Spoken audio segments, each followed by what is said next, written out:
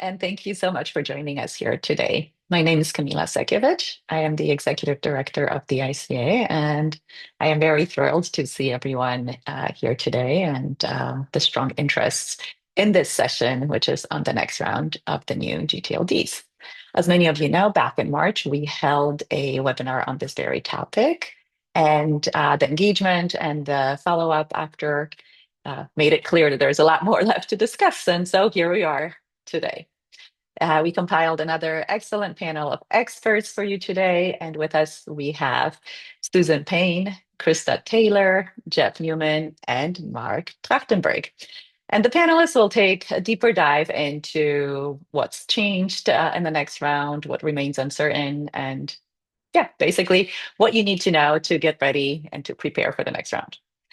Once the panel discussion wraps up, we also have two ICA member companies. We have Identity Digital and their COO, Pete Fox, with us, and also IT.com's Joe Alagna, the CSO of IT.com. And the two of them will bring them up on a panel to share their perspective on the next round. And before I turn it over to Zach Muscovitch, of course, ICA's General Counsel, who will be moderating to this discussion. Before I turn it over to Zach, I would like to just very briefly introduce each one of our panelists. So I'll start with Susan. Susan Payne is the head of legal policy at Cum Laude, where she advises global brands on domain strategy. She's also a leader in the ICANN community. Many of you know Susan from ICANN, and she serves on the GNSO Council.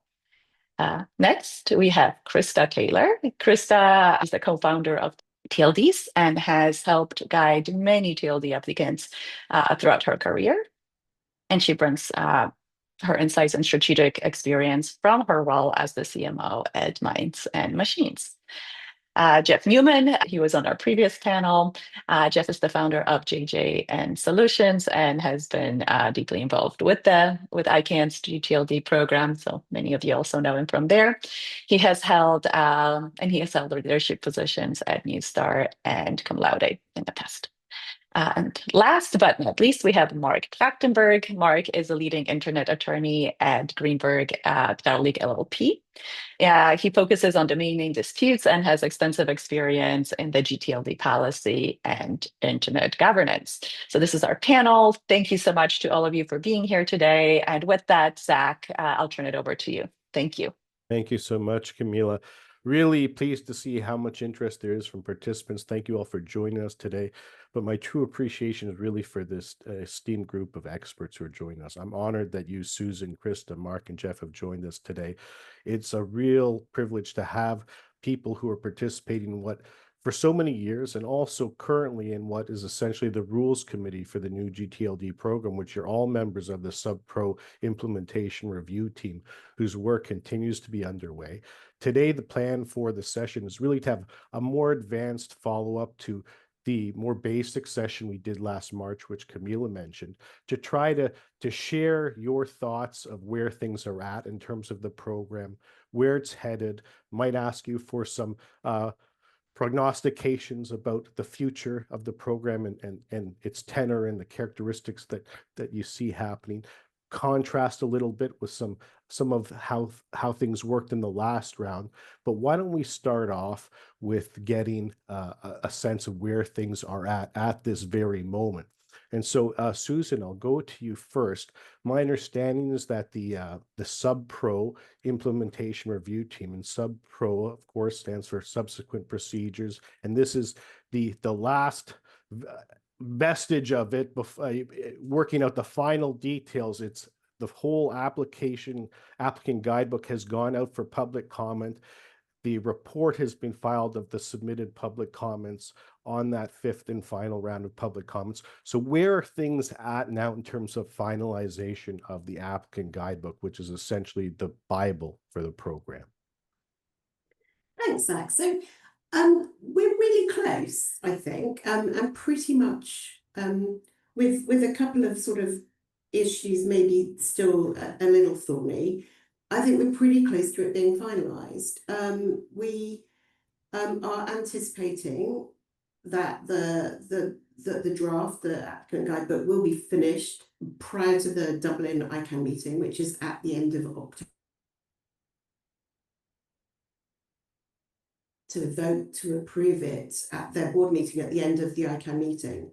And so, you know, everyone is working towards that, and where you know, where thorny issues are coming up, then we're adding in extra sessions in order to make sure that we do meet that deadline. But that is my, you know, I think we're on track, and everything should be finalised so that there's an AGB that can get published and people can start prepping.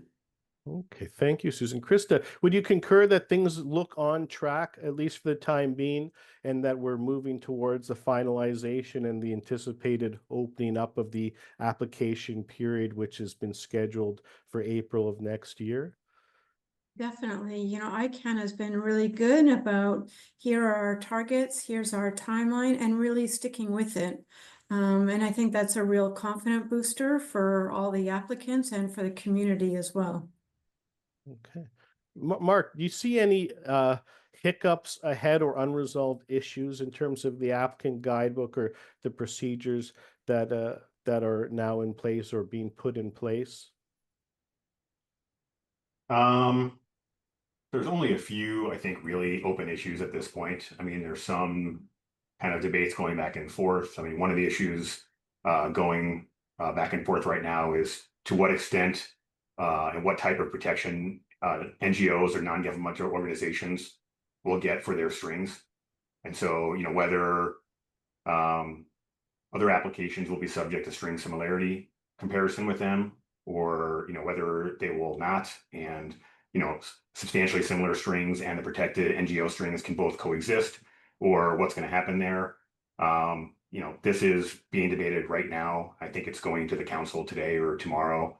ICANN has one position, the sub-pro has a different position, and you know, I think that's representative of several, you know, other issues in the process generally, where it's not so clear how the process actually worked and who has the ability to actually make the rules. You know, you said this is a rules making committee. This is really the policy suggestion committee that goes to the GNSO, and then that goes to the board, and all during that process in the middle, staff's involved making other changes and, you know, tweaking things that maybe they view as procedure and not policy or process or implementation.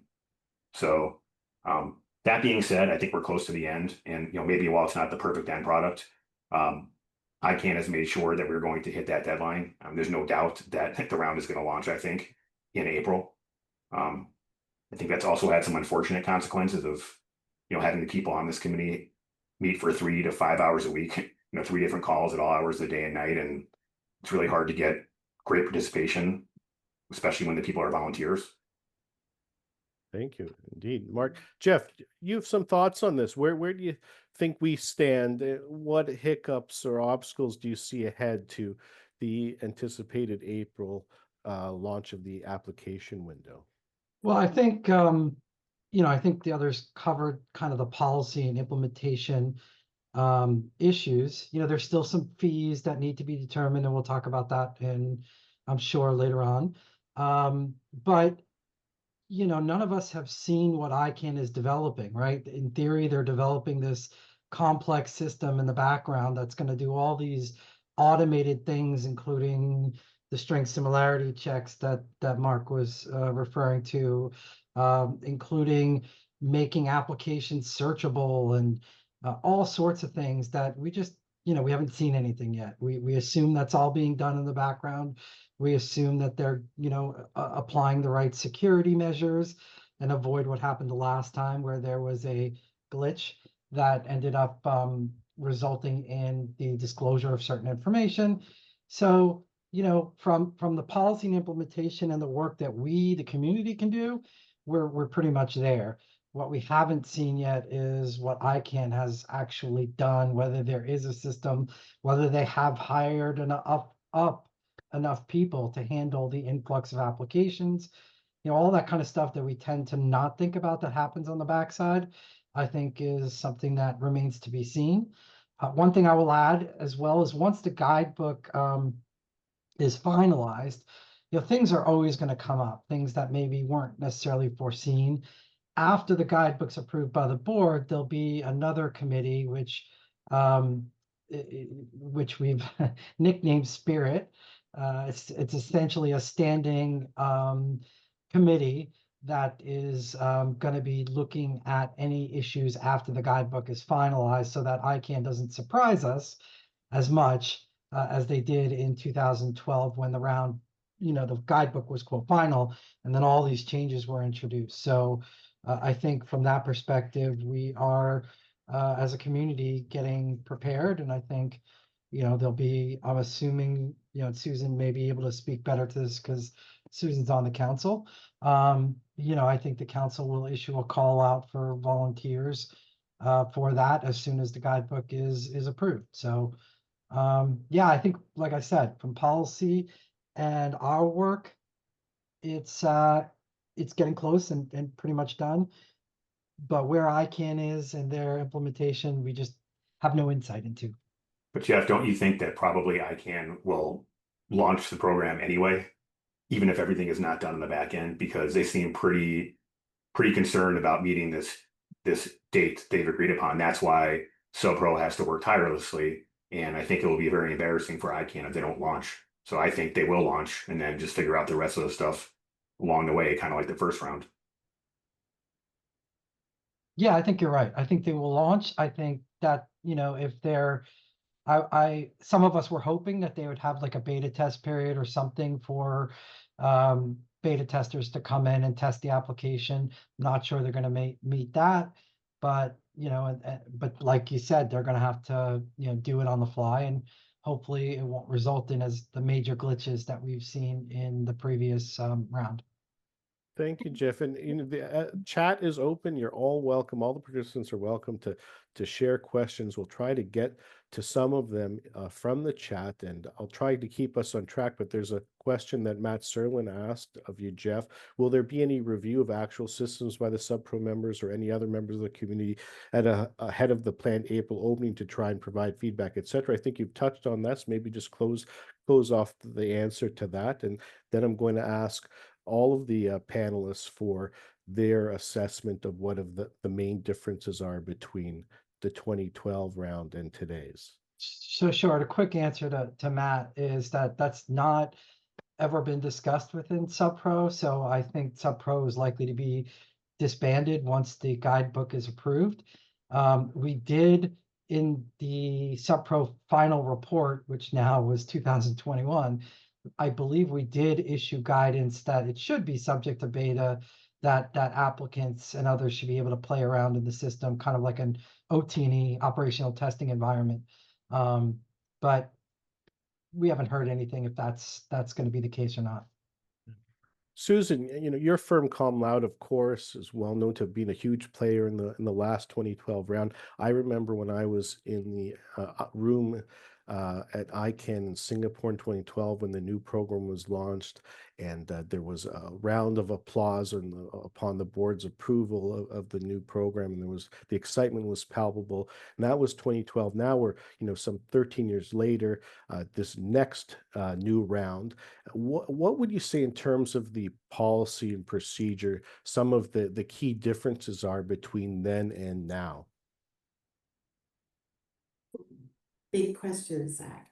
And I think one of the biggest changes, and it might be something you were planning to ask us about anyway, is the change of perception around the idea of resolution of contention. In the last round, the ICANN auction was the auction of last resort. That's what it was called, and the applicant guidebook actually encouraged applicants to resolve their differences. And to only come to an ICANN auction if they couldn't find some other path. And that has been completely reversed now. So now there's a prohibition on kind of collusion and communication between applicants. There's no private resolution.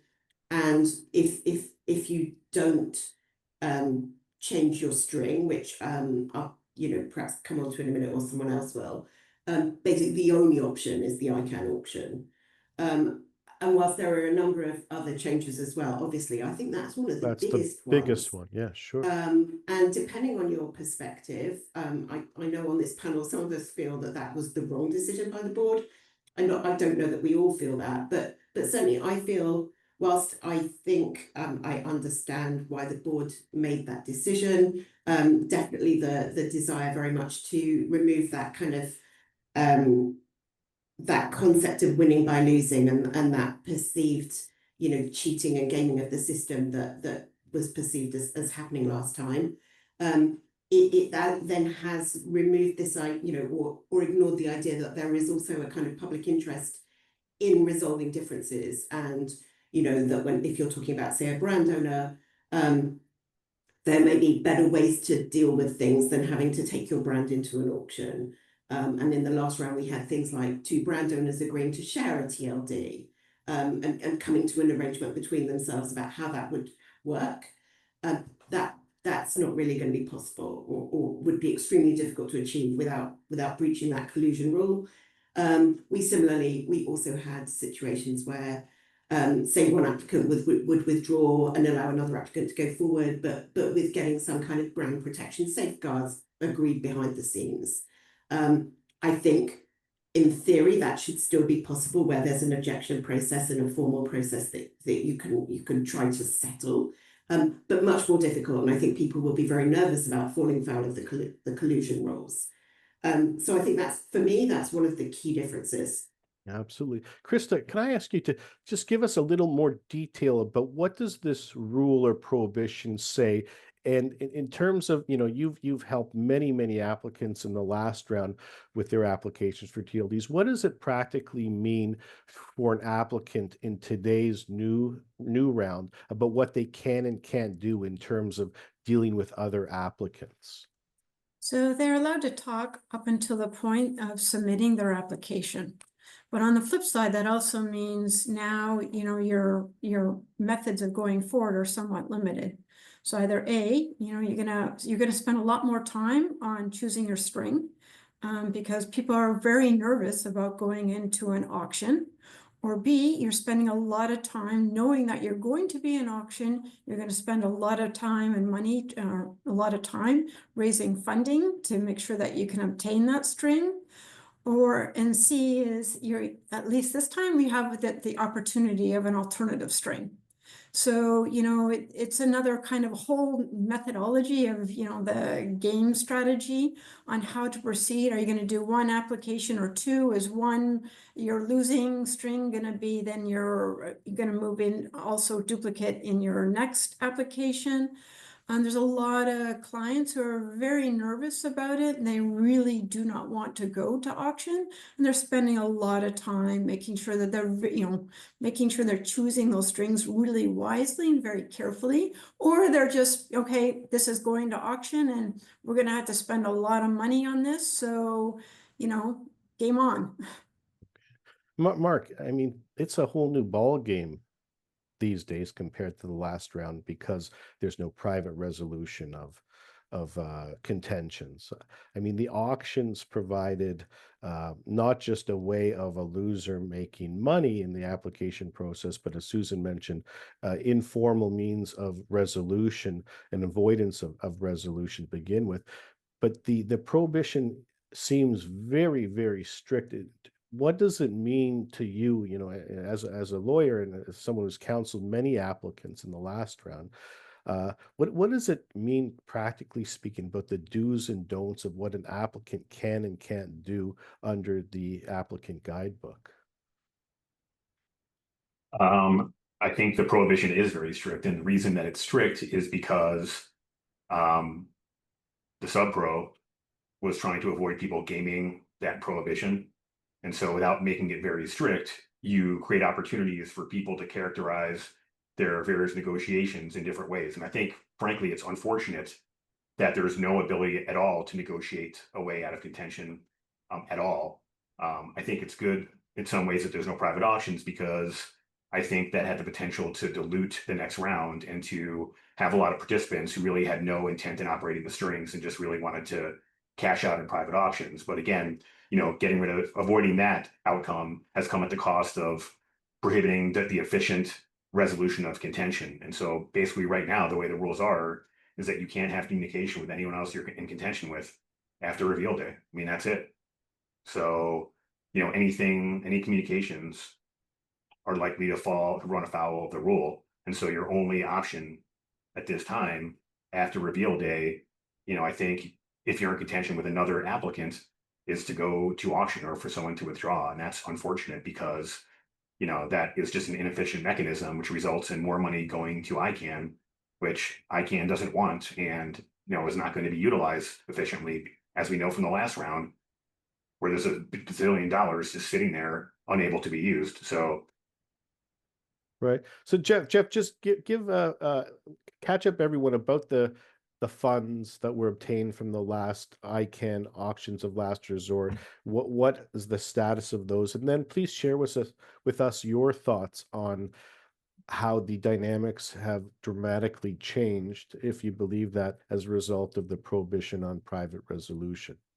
Yeah, I think I'm going to take that in the kind of reverse order, just to kind of close that out. I think in John Berryhill's comments, sort of, bring things to mind that,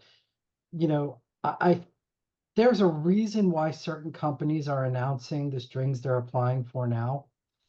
You would think it's a stupid idea because you're just inviting contention and then you're not able to, with the private, you can't do private auctions afterwards. So, you think, well, then why would you be announcing it now? There are some things happening now. So, what's the reason? What's the strategic reason that some companies? So to put people on notice that they're applying it to maybe encourage what would normally have happened post-application to happen now, right? Which is what? Which is, if someone's announcing a string that they're applying for, if there's someone else that was thinking about that same string, to sort of come together and decide somehow which of the entities are actually going to actually apply, right? Or ostensibly back off and decide not to. Or back off, right? Or to discuss some sort of venture that they can do together. So I think what we're doing, obviously that's going to come with some risk because you're never sure that, even if you kind of get together with others and decide which one somehow is going to apply, you can't ever be assured that no one else will apply. But if you pull together some money with a bunch of applications, there's a lot you can do before the process. And I think John's comments were sort of getting at that. So let's not kid ourselves that there's going to be no private resolution, maybe not in the way it was done the last time, but there's already stuff going on now. So there is private resolution permitted, at least under the ICANN rules as we know them currently to be in the draft applicant guidebook, provided that the deals are made before the revelation of the contentions. Right. Or if you're not an applicant, there's nothing preventing a third party from approaching you during the application process and saying, hey, you know what? In order to help you, I'm going to finance and give you some money and in exchange for, let's say, a promise to assign the agreement once you get ICANN approval. So, there's lots of little things that I know are going on. I'm not involved in any of them because because I just my own personal reasons, but there's lots of things that I am sure are going on. One of the other differences in this process too is that contention resolution is towards the beginning of towards the middle of the process as opposed to at the very end. What that means is they'll do contention resolution before they even evaluate your application, do any background checks or any of that. So this means for some that they can actually, and it addresses Todd's question, which we'll talk about refunds, you can actually get a larger refund under this process if you do not survive contention resolution than you could have under the last one. So Okay. Yeah, that's kind let's of talk a little bit involved. about the dollars and cents of it and the economics of an application. And Christa, maybe if I could go to you, could you outline for us, first of all, I mean, this is all available if one reads the draft applicant guidebook, but some of us haven't read the whole thing. Some of us are using this webinar to get a quick synopsis in a nutshell. So please give for us like the estimated application fee, and at least the first couple steps of the formula for refunds, because this relates to what Jeff is saying, that there's a built-in incentive financially to withdraw your application once you see that you're in contention. But there's also, and I'll go to the other panels about this issue after, there's the whole the substitute string thing, which we'll have a round of questions on as well. So let's just focus on the economics of it for now. So economics are pretty straightforward. Last time in 2012, it was 185,000. In this round, it's 227,000 with extra charges for certain application types. And then there's, on top of there, if there's objections or challenges or appeals, there's fees for that. But the base price is the 227. And then jumping to your next part, which is, okay, if let's say you pay your 227 and suddenly you see that there's 20 other applicants for your same string and you want to get out, you get 65% of the 237,000 back for the first 10 days after the string confirmation day. And then, so that's the first 10 days. From day 11 until the evaluation starts, you get 35%. And then after evaluation starts, you get 20% back.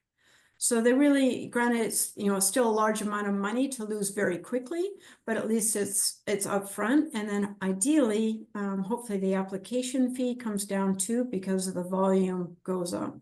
But I think that's another discussion.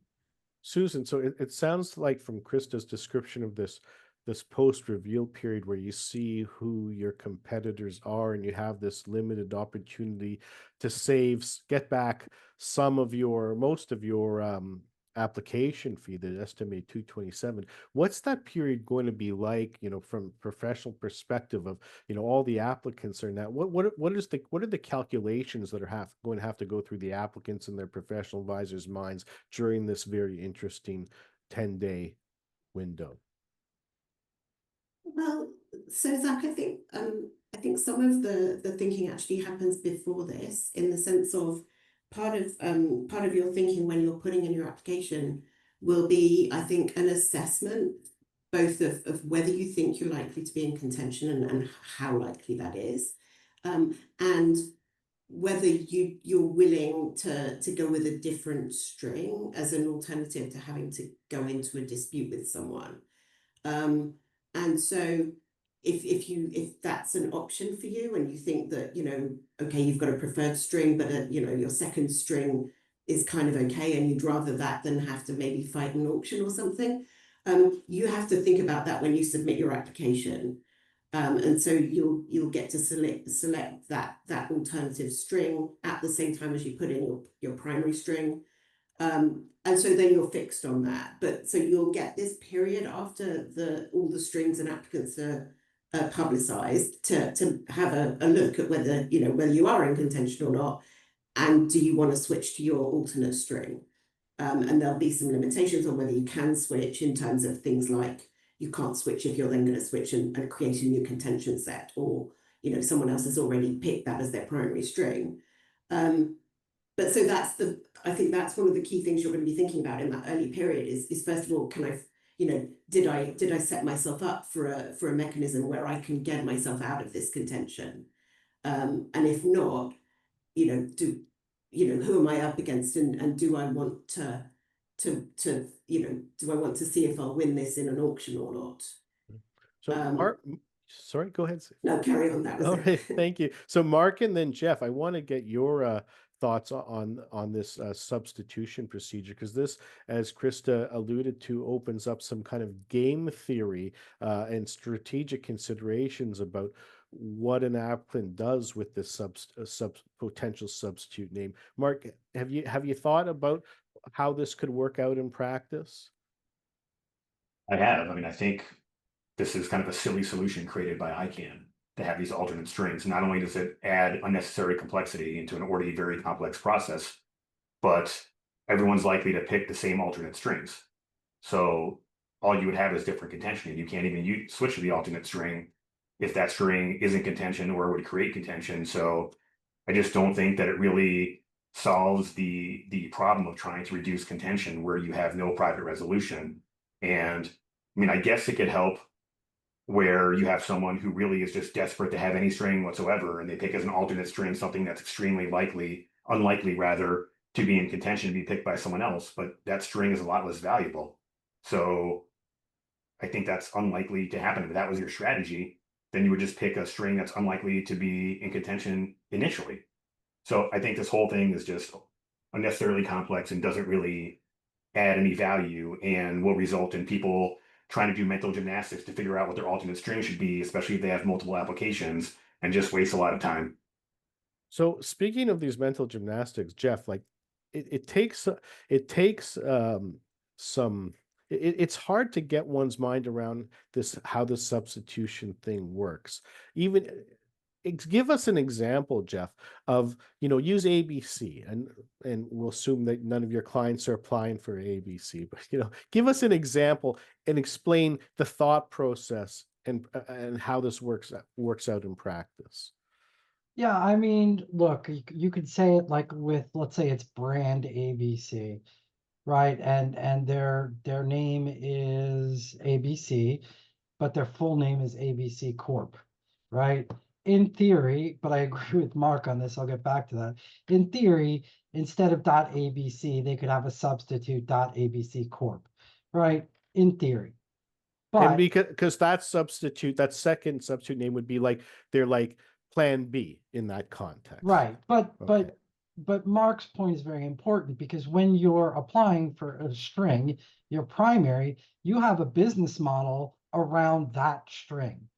And unless you can find, and that justifies the huge fees, right? The $227,000. Unless you can justify the business case for that, second choice, if you will, then it's more of a risk for you to even, go to that one. There's a reason, as Marc said, you didn't pick it first, right? So I think, so just to clarify, if you specify a substitute string in your yes. initial application, you have a decision-making period where you then say you want to move to that second string. Explain how that works. Right. So there's what's called reveal day, which will be at the point in which ICANN has finished its administrative review.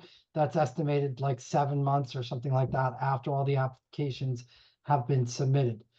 That reveal day will list everyone, all the applicants and the strings they've applied for, and will also, I believe, the string similarity results, at least the automated ones. But each applicant will be given 14 days after that, once it's all published, to decide whether or not it wishes to go to its substitute or alternate string. Again, as Marc said, you can't, and Susan said, you can't switch to an alternate string if someone's already applied for it, or if it's someone else's alternate string, right? So you'll see a list of not only the primary string that's applied for, but you may also see, I believe you see the alternate strings. Is that the way it works? That all the alternate strings and the first choice strings are revealed on reveal day? Yeah, some mild nodding of heads, a lot to keep track of. Yeah, okay. All right. And so here's a question on this topic from Todd Ryan. I'll read it out. It's from the Q&A module. If two or more entities are applying for the same string, and they all, after being informed of their first choice and contention, agree to go to their second choice string, will that first choice string be abandoned? And none of the applicants They have can't. the choice. they can't do that because if they all try to go to the alternate and it would create a new contention set, they would be stuck with their primary string. But in the situation where they all switch to different alternate strings, where the initial primary was, I'm sorry, they all switched to alternate strings which were not in contention, and then no one was left applying for the primary string, then that primary string just would not be applied for in that round and would be available in subsequent rounds. Here's another and that's question. one of the problems with the no collusion, because actually collusion's a horrible word, but you know, if all the applicants for string one were able to talk to each other and decide between them, you know, I'll stick with string one, you go with your string two, you could then, you know, you could then work it out between you, but that's Right. perceived as one party getting a perceived financial benefit from being the one who wins the string versus the other guy, because there's bound to be some kind of trade-off and they probably got paid off. And so that's the reason why that's not allowed. But I mean, that's the only way really that the alternate string makes any sense. Right. Well, just Susan, just in terms of the terminology itself, it's not that collusion per se is prohibited. It's any communication, right? It's any communication. Yeah. So, Christa, I've got a question here in the chat from Thomas Barrett.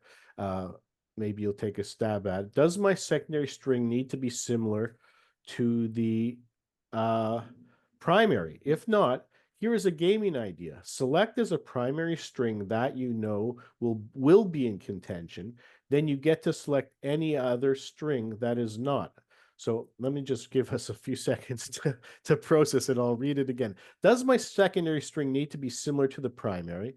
If not, here's a gaming idea. Select as your primary string that you know will be in contention. Then you get to select any other string that is not. So it's an interesting idea, but doesn't work like that. You actually have to submit your alternative string with your application. Right. So you don't, it's not a wild card for later down the path where you can just choose anything. Otherwise, everyone would be all over that. So that's the way it works. When you do your application, you're submitting your primary and your secondary, and there's no changing that. But to answer the question is, do they have to be related? Not at all. One could be selling apples and the next could be selling cars. There can be completely different business models. Does that make sense? Probably not. From a person who does a lot of the financial parts, does it open a whole bunch of complications? Yes. You know, it brings up the question of how does ICANN review these? Because if I'm submitting the financials for, you know, Apple and then the string is actually car, I'm not exactly sure how those are going to tie together so that they make sense along with all the description and the business model that goes behind it. So does that mean when I'm doing these models for clients, I actually have two to do in case of their alternative string? Because I only have a very short period of time to do this all. So it does actually, you know, to Marc's point, it creates a whole bunch of work. But you know, I'm going to disagree with Marc and say it's actually good to have an alternative string, you know, if for open TLDs, especially if they're in the, say, in the similar topic area. It gives a little bit more flexibility for brands. I completely agree with Marc. It doesn't make sense. But you know, in terms of the open ones, it's certainly a different way of looking at it, and certainly different from the first round. And Chris, just it's not just work, right? I mean, it's also fees, right? So probably if you have some sort of consultant helping you to create your business model, now you have to create two business models. So that part doubles in cost. But that goes back to something I kind of want to address earlier, which is the fees. It's not just $227, right? It's $227 to submit the application. That's just the beginning, right? So the actual investment is significantly higher. You have, you know, other fees if you are subject to reviews like community priority evaluation, or if an objection is filed. If that objection is filed and you lose, then the appeal, right? So now maybe you're already at 400. There's fees for the back end registry service providers and ESCO providers, right? If your string is in contention, there's your auction fees that you have to pay if you win. Then the rest of it, I mean, there's a lot of policies you have to create. There's a lot of work that has to be done And it depends on how much you want to do and how much you have the ability to do. So now, the investment could be more like 500 or 750 or $1 million. And so I'm just making the point that the investment is, much more significant than just the 227. And then when you add in the complexity of the alternate string, now you introduce a lot more unknowns into what that ultimate cost is going to be in a process where already you have a lot of unknowns where you're not going to know how much you have to spend to get a particular string. Let's talk a little bit about these oppositions and objections. There's a whole variety of them. It's not just one or two. Susan, maybe you could share with us your recollection of, give us an idea of some of the different types of objections an applicant could face. Absolutely. Yes, so there are 4 specific grounds for a formal objection. So those are public interest, or based on grounds of public interest, based on sort of community grounds, also legal rights objection, and finally string confusion, which is that final one is where, although there's a string similarity evaluation conducted by ICAN, it's a later opportunity for someone to go, I know ICAN didn't say these strings were similar, but I think they are. And so those are the 4 main objection processes. Then there will also be, as we had in the last round, the Governmental Advisory Committee, or GAC, weighing in. And so we will see again this idea of the GAC giving early warnings where one or more government want to just flag that something might be an issue for them and kind of put it on the radar, or the much more formal and much more impactful GAC advice, which is where there is full consensus of the GAC that a particular string raises public interest concerns and shouldn't go forward. I'd say, those are the sort of main ones. Just coming back to those dispute processes, I think that's actually one of the areas when Jeff was talking about sort of things that we haven't quite got yet and haven't quite seen because we're not, as a community, really part of the process. The dispute resolution providers, ICAN announced in July who the providers would be for those 4 processes. And it's ICC will do the public interest and community objections, and WIPO will do the string confusion and the legal rights objections. But now they've been appointed, there's still a bit of work probably from those dispute resolution providers to finalize what their procedural rules and their fees will be. Okay, so Jeff, I know you wanted to circle back to something that Well, it's related to this too. Okay. Yeah, so one of the other things that's new about this is that plurals and singulars are not allowed if someone sends a note to ICANN essentially saying that this application is the plural of that application. Or what about of existing already one gTLDs from the last or that 2 applications are, one's a plural of the other, then it'll be put in the same contention set. So what I was going to say in the alternate string is, don't just do a plural of your string or a singular if your string is plural, because you're still in the same contention set. Choose an alternate string that is not a singular or plural of the one you chose for your primary, because it's going to be the same. So yeah, I think that's a new thing that's added. Again, it's not that ICANN will on its own judge whether something is a singular or plural of another application or an existing string. Anyone from the community has to point it out to ICANN, and then ICANN will verify with the dictionary, I guess, whether one application is a singular or plural of another application or an existing string. So that's an interesting new element to this. Christa, these different types of objections that Susan described and Jeff elaborated on, I mean, from the perspective of an applicant, and Marc mentioned this, you pay the 227, you're hoping for the best, but things can get very difficult very quickly with objections, let alone potentially GAC advice, and now with the plurals and singulars Jeff mentioned. So what would an applicant have to consider in terms of potential costs of dealing with such contingencies through the application process? So, you know, that's a tough one to say. It depends on the string. It depends on what the objections are. It depends on so many things. So I've seen ones, you know, relatively easy to be solved. Other ones I've seen just really hurt a registry before they launch. They spend so much money on their legal that when they actually do get the string, they don't have sufficient funds to really operate it and to launch it that they need, and which really ties back to Marc's comment earlier of we're just talking the application fees here. And what people aren't talking about are, you know, when you go to launch it and how that's going to be changed in the future. You know, there's lots of rumors out there that, okay, you know, we see, you know, the registrars shelves are pretty full. It's hard to even find a string. You're paying to play to get listed near the top of it. There's some strings that are paying a lot more just to be listed there now.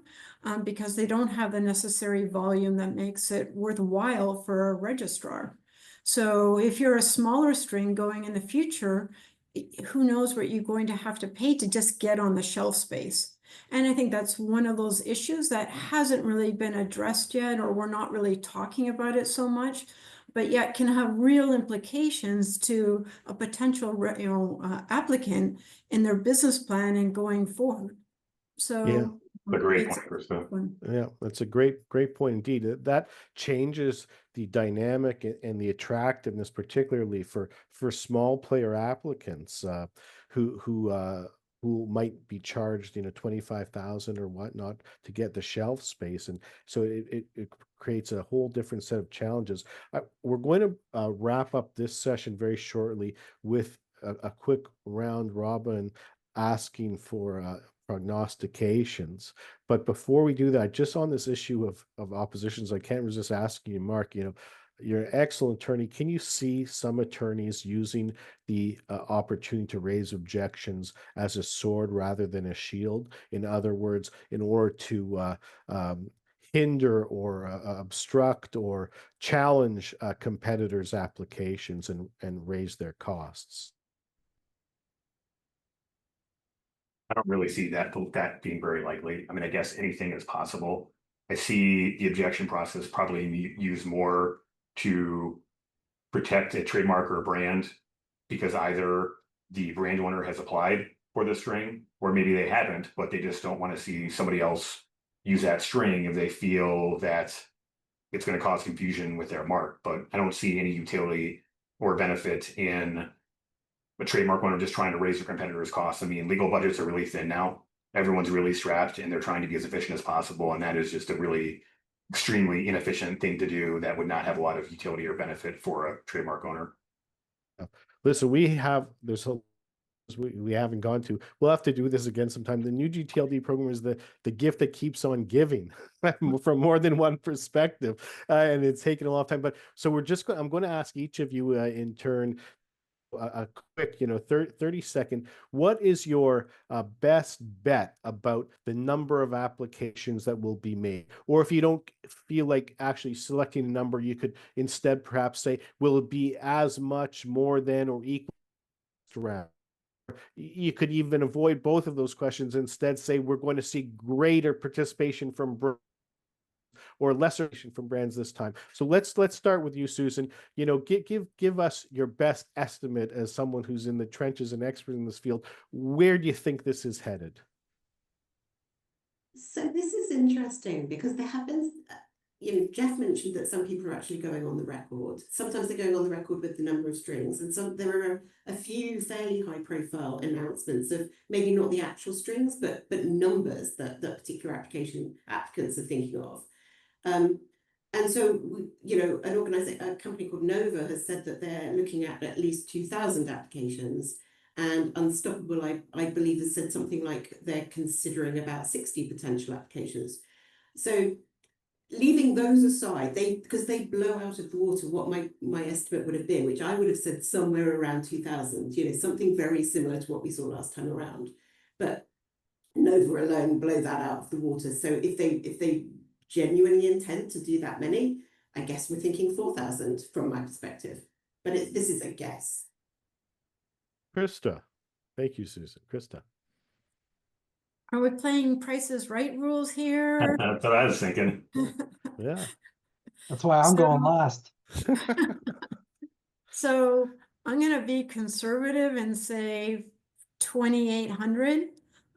Hence why I always tie back to, when are the refunds going? Because if ICANN's applications are based on 1,000, then we really need to have some clarity around when that extra volume based on the number comes back to the applicants.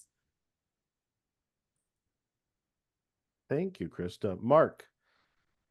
Well, you had to do Jeff because he thinks he's going last. I agree. All right, Jeff. A common cause that everyone wants you to go second last. Go ahead, Jeff. That's because Marc wants to bet one because he'll be the closest without going over. Yeah. Look, I think there's a lot of bluster out there. I think we're not going to come in quite as high as the last round. So I'm going to go with 1747. Okay, thank you. Marc. So I tend to 1748. No, I tend to kind of agree with both Jeff and Susan. I think the number, it really depends on, whether these people who have said they're going to apply for 2,000 or large numbers of TLDs are going to. I mean, frankly, I don't think that there's 2,000 quality TLDs to apply for. And, even if you did, even if you found a bunch of them, that this just has the effect of diluting the pool of new gTLDs and of, quality domain names. So I think what we're going to see is, I think less brands are going to apply. But I think we're seeing a huge amount of interest in Web3. Web3 right now in some ways is, I think they're feeling that they're not tied to something real and they want to tie to something real, and that's the DNS, which is real and predictable.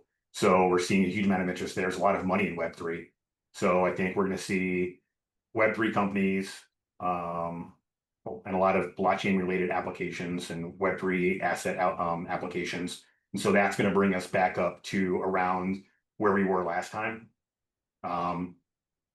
Unless someone does come in and apply for 2,000. So I guess I'm not giving a specific number. I think it'll be around the same or maybe slightly less than it was in the last round. And also, not having the incentive of private auctions, I think is going to reduce the number of applications. And, kind of to Jeff's point before, I think actually it makes sense to announce now, because unlike in the first round, announcing now or early before the round is not a disincentive.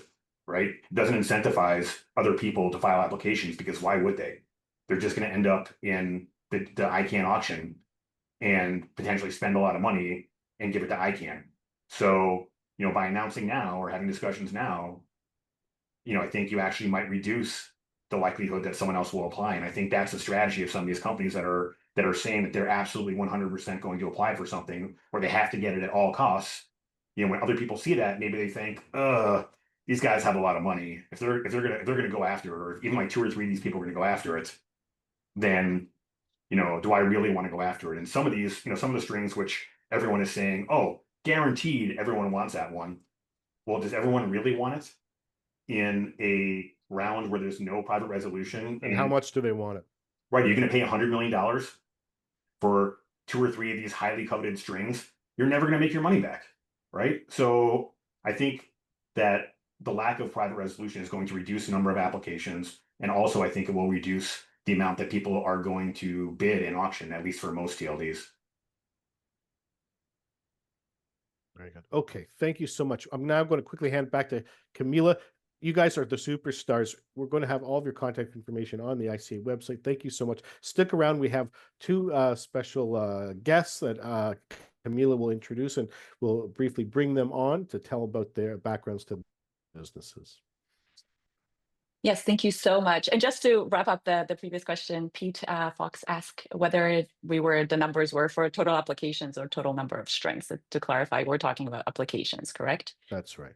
Yeah. So what we did last time, actually, we put it up after we posted the video online. We put it up underneath the guesses. So I guess we can check when the applications come out who actually won this round. Marc, you didn't give us an actual number, but I guess we'll say about the same as last time, huh? All right. Well, thank you again. And with that, we're now going to bring up two ICA member companies. We have Peter Fox, a COO at Identity Digital, and also Joe Alagna, he's the CSO at IT.com. They'll talk about their company's perspectives, or two ICA members. They'll talk about their company's perspectives on the next round and their involvement. So give me one moment. I'm going to promote them to panelists so they can jump on stage, virtual stage. So let's start. Who do we have? Let's start with Pete, since he's here. Pete, if you don't mind to introduce yourself, and yeah, the floor is yours, and then we'll turn it over to Joseph Alagna, or Joe Alagna, as we know. Good morning, everybody, or afternoon, depending on where you're at. And let me just fix my camera here. Hey, I sure appreciate you guys giving me a chance to share our perspective. And I'm not going to take a lot of time because we're already at 10:54 where I am. So, but I want you to know, I think, it's important to recognize the roots of the ICA as we talk about new TLDs.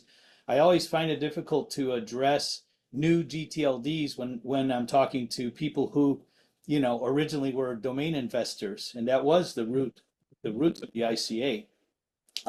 Because many of you already know about this stuff, you've been through it already, and a lot of you are really maybe not fans of the new TLD process. So my way of looking at it is to think about new TLDs as, and especially this round, as maybe a new class or a new way of investing in the domain industry. If you consider that, and I wrote a book about this, so and that's another reason I won't take a lot of time here. I've spent many sleepless nights writing how to get your own top level domain, and lots of thought about it and what it means for the 2026 round. And I'm going to share a link to that book here for free because many of you are ICA members, and you'll get my thoughts. But my view is I agree with something that Christa said, and that is the real work needs to be done now. Because if you wait till January, February, March, you're not going to have enough time to value your string and your alternate string, and that's something you really have to do. I also think the way ICANN has done this, it's not for the faint of heart. So if you're not funded very well, I mean, if you're doing one or two strings, I mean, think $1 million, very minimum. Don't bother, because you have to be willing to decide to lose $90,000 just because you pull out after the reveal. Like if you think, oh, there's too much contention, the refund being 65% means you're basically paying $90,000 just to find out that your string is going to be too contentious, and if your alternate turns out similar, that's just the way you've got to deal with it. But anyway. Yeah, put your link in the chat. I've already read the book and I downloaded it as well, Joseph. So thank you very much for that. I will do just that. Yeah. And then I'm going to end there because I want to give Pete an opportunity as well. But yeah, read the book. It's a lot shorter than the applicant guidebook, and and I think most of the stuff that's in the applicant guidebook, many of the applicants are never going to have to go through anyway, because it deals with every possible contingency. So thank you for giving me a few minutes, and I'll drop some resources in the chat. Thank you, Joe. Pete, your firm Identity Digital has been a pioneer in this space. I think it might operate a couple gTLDs. Am I correct on that front? Just a few, yeah. Yeah. Why don't you tell us a little bit about it and your thoughts on the upcoming next round? So I have a couple points that, well, first of all, let me introduce myself. I'm Pete Fox. I'm the COO at Identity Digital. I've been here for 4 years.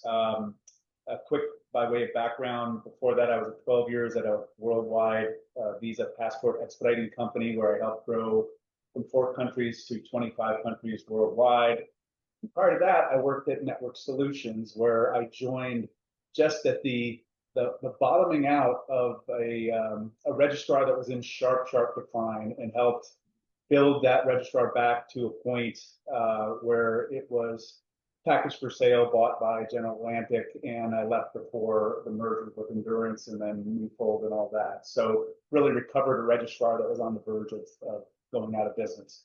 So my role here at Identity Digital is to focus on operational excellence and kind of always raise the bar of excellence as much as I possibly can. So I approach my job with a bit of humility. So what I'm going to do now is try to put that away and do something I'm not always entirely comfortable with, and that is to talk and express about why I think our systems and our company is uniquely great. So bear with me as I do that. I have a couple of points about our system and accomplishments and unique platform features that might be interesting to those people that are on the call. So with that, I'll share with you that Identity Digital is really the result of the 2021 merger of internet heavyweights, Donuts. That company emerged in the first round with a huge portfolio of gTLDs, one of the largest in the industry, together with affiliates who had been providing registry services for over 20 years. Our platform now is the largest portfolio of TLDs. I'm not saying the number of domains under management are larger than VeriSign, but in terms of the breadth of TLDs. Comprises over 32 million domains, and we operate some of the world's most, in my view, the most critical infrastructure, including the entire portfolio for the Australian internet, AUDA, all of their TLDs, .org at PIR, and .ai, the fastest growing CCTLD in the world currently, as well as 270 of our own and operated. In other words, we are the registry operator that our company is, and another 200 RSP TLDs that include likes of Asia, me, 170 brand TLDs, and many other gTLDs and CCTLDs. Our platform is the first platform to be focused and designed for the cloud. We operate what we believe is the most redundant, resilient, scalable platform, fault-tolerant platform out there. We operate on concurrent data centers on either side of the coast in the US. We do the same thing in Australia, but it's in Sydney and Melbourne. We test our failover on a yearly basis, running a few days on one and then switching back to the other. In terms of how the company's structured, we are backed by institutional investors who are focused on innovation, growth, and developing superior technology for the internet. We have a very strong balance sheet and invest millions of dollars every year in R&D. We have a 260-person staff located in 6 countries. So as such, we operate what I would say is a true 24/7, always on, always available staffing infrastructure.